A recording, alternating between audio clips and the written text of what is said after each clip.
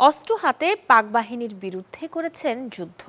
যুদ্ধ শেষে গিটার হাতে গানের সুরে মাতিয়েছেন অযুত লক্ষ নিযুত কোটি দর্শক, পেয়েছেন গুরু উপাধি। বলছি আজম খানের কথা।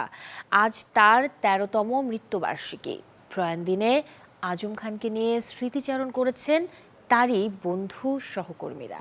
তুমি আমি কেন দূরে দূরে। দিন গুনে গুনে বছর ১৩, চোখের দেখাই নেই, তবুও তিনি বেঁচে আছেন কণ্ঠের জাদুতে। তিনি যে বাংলার পপ সম্রাট, মুক্তিযোদ্ধা, কিংবদন্তি শিল্পী আজম খান।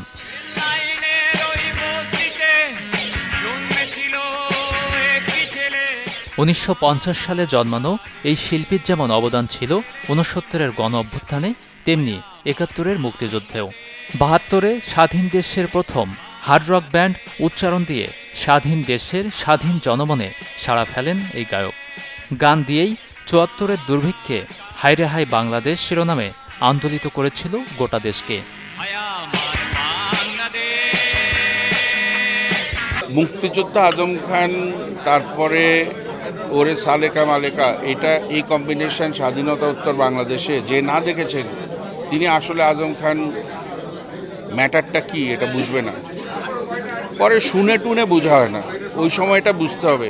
আর্মস হাতে আমার সৌভাগ্য হয়েছিল ওনার সাথে কাজ করার। আমি যখন খুব সম্ভব ৮৪ সালের দিকে ওনার একটা বেস্ট অফ আজম খান বেরিয়েছিল, যেটা আশিকুজ্জামান টুলু অ্যারেঞ্জমেন্ট করেছিল। আমি সেই কম্পোজিশন, সেই ১২টা না 10টা গান, 10টা-12টা গান ছিল।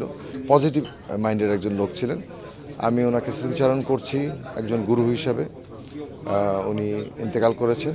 আমি আল্লাহর কাছে দোয়া করি ওনার বেহেশত নসিব হোক। কথা সুরে আজম খান উপহার দিয়ে গেছেন ওরে সালেকা ওরে মালেকা, আলাল দুলাল, পাপড়ি কেন বোঝে না, কিংবা আমি যারে চাইরে, অনামিকা চুপের মতো কালজয়ী গান। হয়ে ওঠেন বাংলার পপ সম্রাট।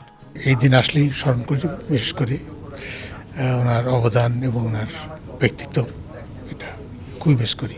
এই প্রজন্ম তো তাদের নিজের তাগিদে তাকে স্মরণ করবে। যেহেতু উনি আমাদের পথপ্রদর্শক, আমরা সেভাবে কি তাকে আমরা স্মরণ করব, তার কাজগুলিকে নতুন করে ভাববো এবং আমাদের মধ্যে সেটার জাগরিত করব। মনে হয় না যদি চলে গেছেন, এখনও আছেন উনি। এমন একজন মানুষ, ওনাকে আর কি বলবো।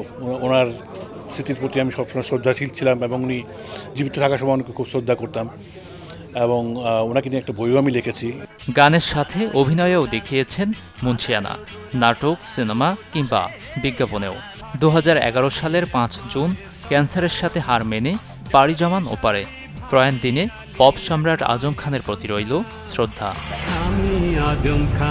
গাজী আনিস, চ্যানেল 24, ঢাকা।